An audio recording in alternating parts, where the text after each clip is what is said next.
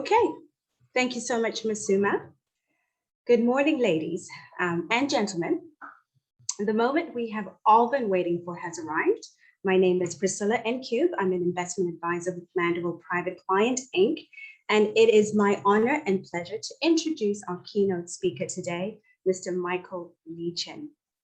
As you may all know already, Mr. Lee-Chin is a successful investor, entrepreneur, and global philanthropist. But what many people don't know about Michael is that not only is he a role model, he is a selfless mentor to many, myself included, a relentless advocate for retail investors, a worthy ally of women's economic empowerment. I'm sorry to age you, Michael. He's an industry veteran, having started as a financial advisor over 40 years ago, and the only advisor to have graced the Forbes billionaire list. Michael and his private investment company, Portland Holdings, which, full disclosure, Mandeville Private Client, Inc., is a subsidiary, operates across 20 countries, exerts influence over $20 billion in assets, and is associated with 3 public multi-billion-dollar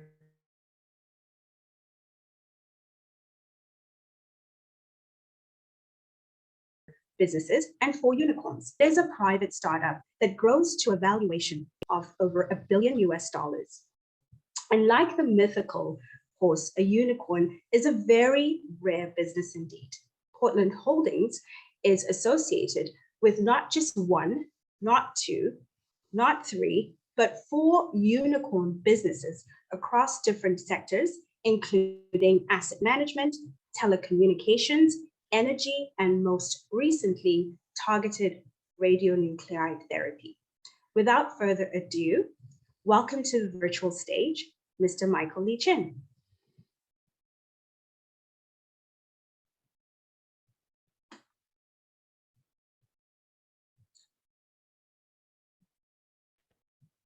Michael, you're just muted.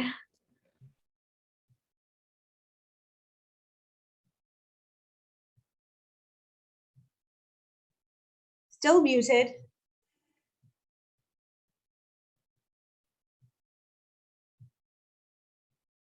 No. Still muted. There we are. Perfect. There we go.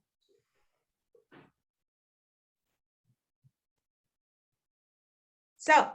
I'm set up. I'm ready. You're ready. Did you hear the introduction? I heard introduction. Okay, great. So, Michael, I'm going to get right ahead. The burning question on everyone's lips is, how does an immigrant from humble beginnings of Jamaica achieve so much in such a short period of time? How is it possible that you've gone from being an investment advisor to all of this success today? Well, ladies and gentlemen, I'm superlatively happy to be here, first thing. So I would say from the get-go, I realized that to be successful at any endeavor, there are 3 things one has to do. One has to firstly identify a role model. Number 2, kneel at the role model's feet and say, role model, how did you do it? I want the recipe. And thirdly, don't put your thumbprint on the recipe. Don't change it, execute it faithfully. So role model identification, recipe, and do the same. So when I first got into the business, I thought, what is the highest value I can give as an advisor to clients who are entrusting me with their future? What is that one singular thing I can give to them? Because if I mess up, they would have lost time. And time, when it comes to compounding, is an invaluable commodity. So what's that one singular thing I, as an advisor, can give to my clients? And we all should, as advisors, should be asking that question so we know what the bullseye is for our professional work. So I asked that question back in 1977 when I first came in. And the answer kept coming back to me, Mike, make them wealthy. Make them wealthy. That is the singular most important thing an advisor can give to his or her clients. But what I hear most of the times is the following. Well, I'm a tax advisor, I am a financial planner. I'm an estate planner, I'm an insurance planner. I sell securities. All of those areas are necessary but not sufficient to create wealth. Whereas if our goal is to create wealth, all of those subsidiary jobs will be done. Right? So the key is focus on creating wealth. So my first mission back in 1977 was, if creating wealth is a fundamental primary issue I have to provide to my clients, is there a formula that you practice consistently? The only outcome is wealth. So at 26 in 1977, that was my primary mission as an advisor. At the time, we couldn't Google it. There was no Google. Right. So I had to figure it out, which I did by 1978.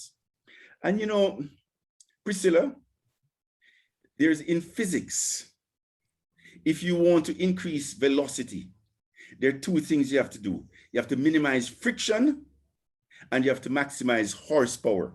Simple. Yes. So if we're talking about creating wealth, we have to firstly ask ourselves, what are the frictions that will prevent us from creating wealth? And then secondly, and we eliminate those. And secondly, what are the horsepower items that we need to invoke to create wealth? Right. So eliminate the friction and increase horsepower. So what are the frictions to create wealth? In other words, what are the things wealthy people do not do? We have to understand that to make sure we avoid all those things. And I learned that lesson early. The first thing wealthy, and just ladies and gentlemen, advisors, think of any wealthy person in the world. And I'll tell you that the 9 or 10 things they don't do. And ask yourself the question, am I doing any of those things on behalf of my clients? Because if you are, you should eliminate them instantly. So the first thing that wealthy people do not do is they don't over-diversify. You think of any wealthy person, they're not over-diversified. The second thing they don't do is they don't hold all liquid assets. No wealthy person owns only liquid assets. The third thing that wealthy people do not do is they don't take zero risk. The fourth thing that they don't do is practice absentee ownership. They know, in other words, wealthy people understand quite clearly what it is they own. The fifth things wealthy people do not do is they don't invest by some mechanical formula. The sixth thing they don't do is they don't think short term. The seventh thing they don't do is invest in black boxes.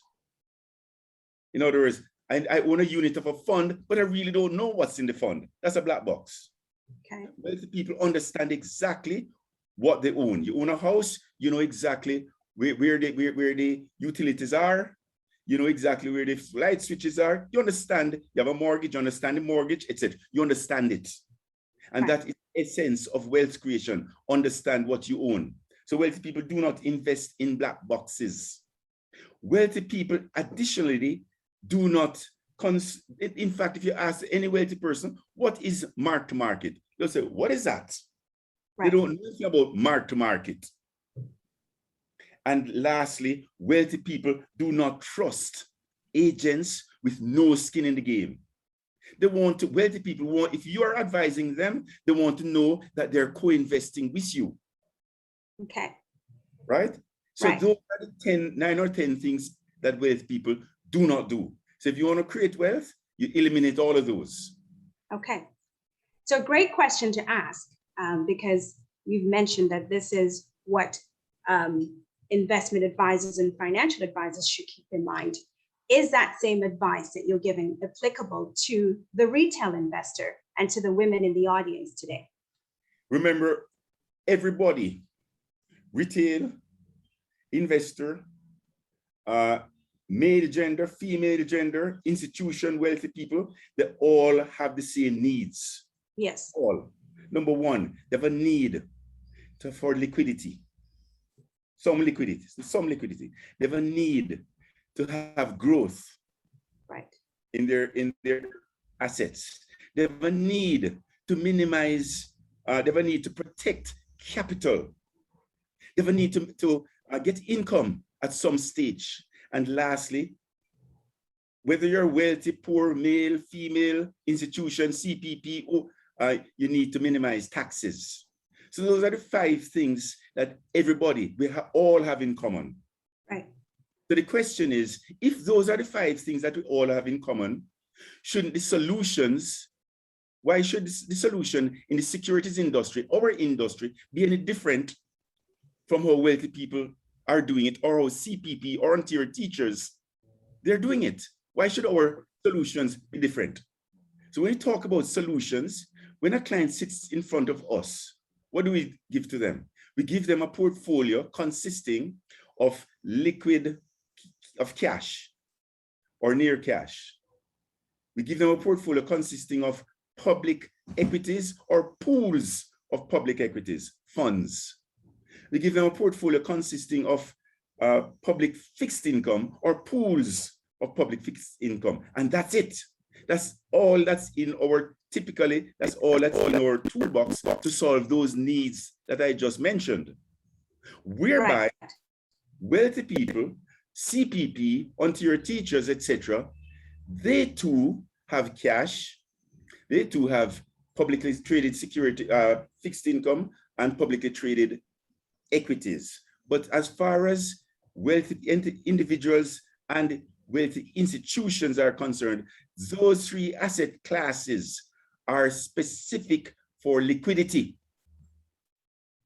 To get growth, they don't depend on those 3 asset classes to get growth. But we, as advisors, that is the extent of our toolbox.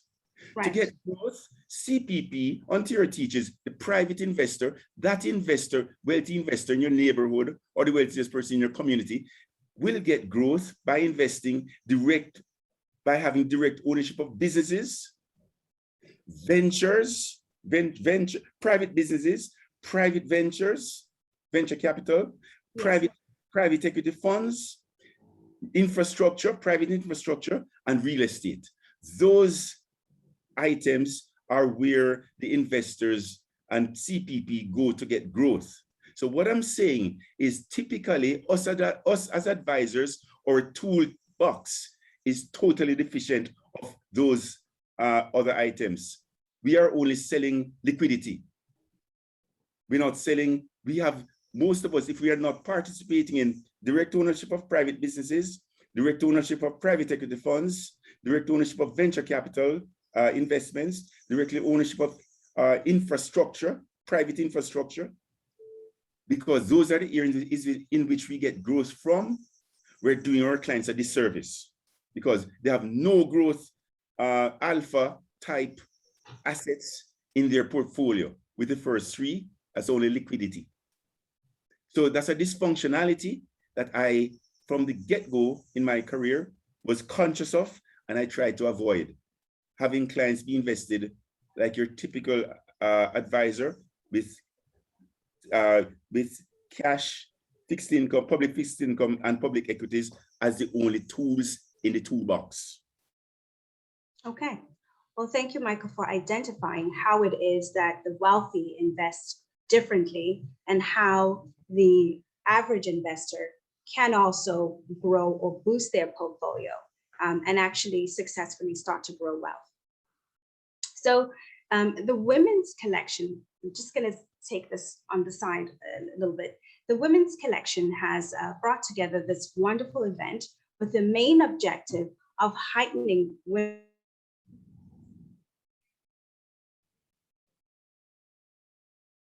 financial literacy. What about women? Most of them that have suffered greatly through this pandemic, which has brought on uncertainty and has been challenging on many levels for investors.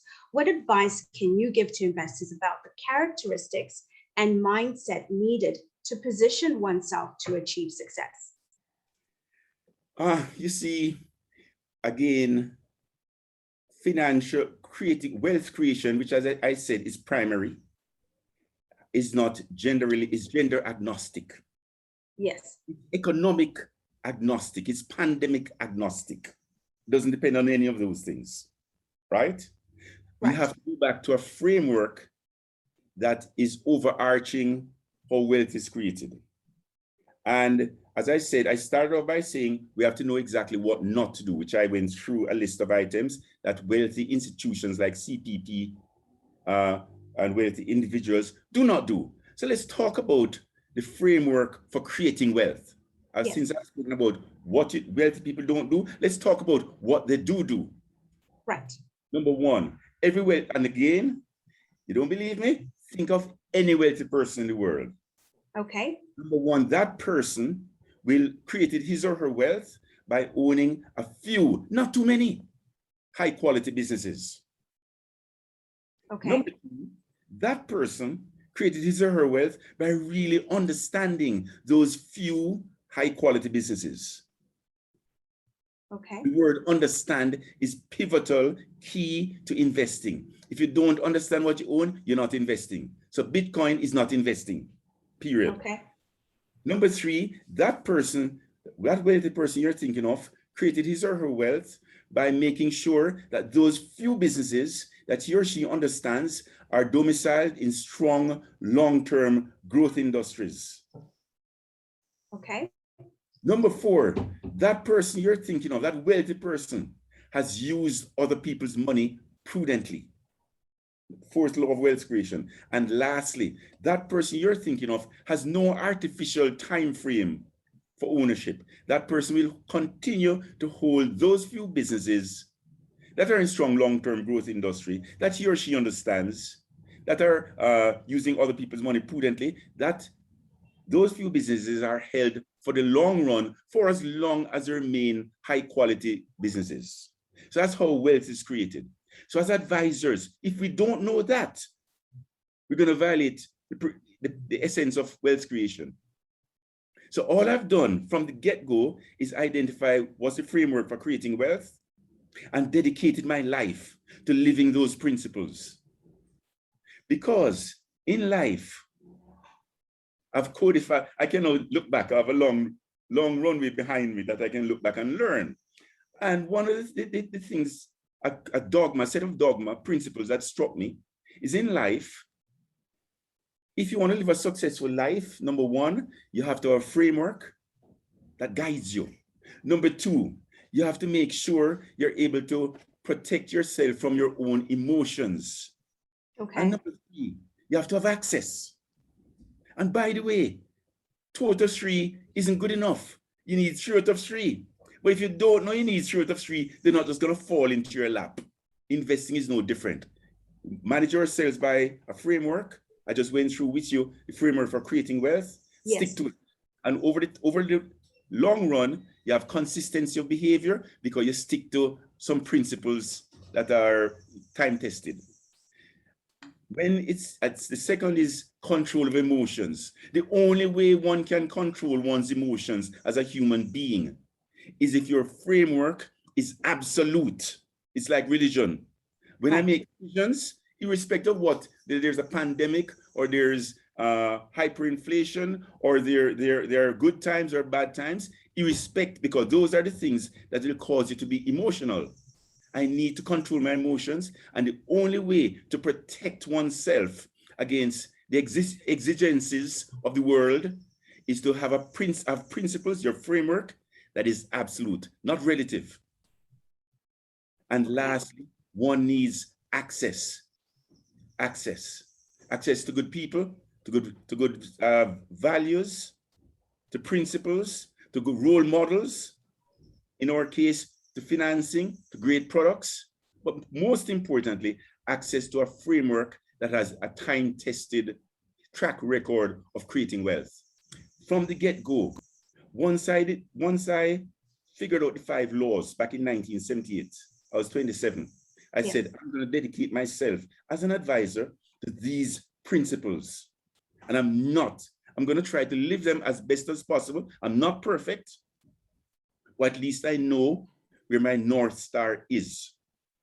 So the track record that you mentioned earlier, the $4 billion unicorns plus the $5 billion publicly traded businesses, that track record, very few individuals in the world can make that claim. Right. And it's a function of having a framework, control emotions, and access. So, well, thank you for sharing that. So once again, just so that for everybody, for the audience members in the back, I just want to make sure that we can repeat that. So there are 3 things that investors need in order to create wealth. They need to have an investment framework, control of emotions, and access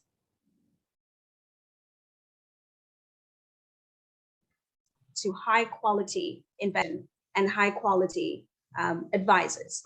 Did I get that correct? And did I forget anything? Yes, and remember quality. Yes. Whatever we do, it should be of the highest quality. That has been always my aspiration, and that's always what I've done. Okay. Nearly always. I'm infallible, okay?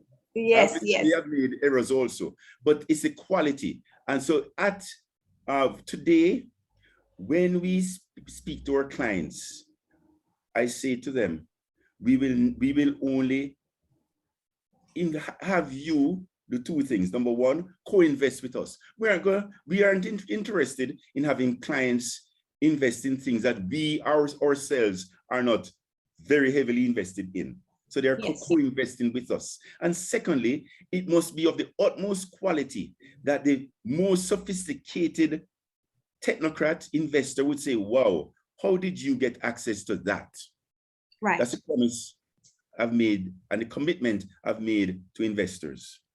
Okay, great. That's fantastic to hear personally from you. So unfortunately, I think we have time for only one more question. And that question is that, Michael, you're not only a successful global investor, but you are a philanthropist. And your corporate mantra is prosperitas cum caritate, which means prospering for care. What advice can you give to others thinking about creating their own legacy? Well, you know, it's my corporate mantra is prosperitas, as Priscilla said, prosperitas cum caritate, doing well and doing good. Because we are fortunate to be in an industry, the industry that we are in, that gives us open-ended, unlimited potential. We can go as high as we aspire to. Right. What good fortune. How many human beings, how many professionals are in a profession that gives them open-ended opportunities? We are. But we don't realize that. And if we don't realize it, we'll abuse it. So right. We have an opportunity to be prosperous and firstly, make our clients prosperous. And in so doing, we will become prosperous. But right. then there's the other aspect of living a fulfilled life, which is caring for those who don't have the singular opportunity that we have to have an open-ended ability, an opportunity to be prosperous. In other words, we have to care for those who are less privileged, less blessed than we are. And by the way, there's a selfishness towards the caring part, because when you care for others, it makes you feel like a wholesome person. And right. that, when you care for others, that irrespective of how much wealth you create, that's where your legacy will be. The caring for others, and how many people you uplifted, and how many people you impacted positively. Okay, perfect. Well, thank you so much for taking this time this morning with us here at the Women's Connection and with the audience members. I know you're a very, very busy man. I would like to conclude by, first of all, asking Sharon Vanderbilt. I saw your question in the chat. Michael, I know I said one more time before, but I have a request. Please let us know what are the three things, the three takeaways that the audience can take with them today, because the theme for today's event is learning for impact. And I've been asked, what are the three things that you mentioned that they should take away with them today? The biggest thing is when we sit in front of a client, the client is expecting us to create wealth for them. So we have to ask ourselves honestly, because they're expecting it, and we have to be honest. Because the only way to develop a long-term sustainable relationship is by adhering to the following. Number one, the relationship has to have integrity. In a relationship, whether it's with your mom, your children, your staff, your clients, the relationship has to have integrity. Number two, the relationship has to be, decision-making has to be made with intelligence based on a framework. Number three, there must be passion in the relationship.